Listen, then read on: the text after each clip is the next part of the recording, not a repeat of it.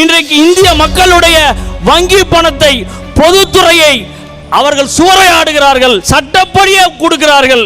92 supreme court Babur மசூதியை இடிச்சதை தப்புன்னு சொல்லுச்சு.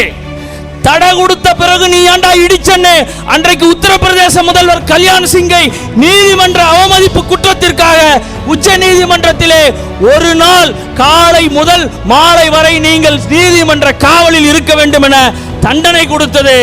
அப்படி அது பெயரளவில் இருக்கலாம். ஆனால் அன்றைக்கு நீதிமன்றத்தினுடைய நிலை, ஆனால் இன்றைக்கு நீதிமன்றத்தினுடைய நிலை என்ன? இடிச்சவனுக்கு இடம் சொந்தம், நீ கோயிலை கட்டிக்கொள்ளன பல ஆயிரம் கோடி ரூபாயை ராமர் கோயிலுக்கு கொடுத்து அரசு பணத்திலே, அதான் முக்கியம்.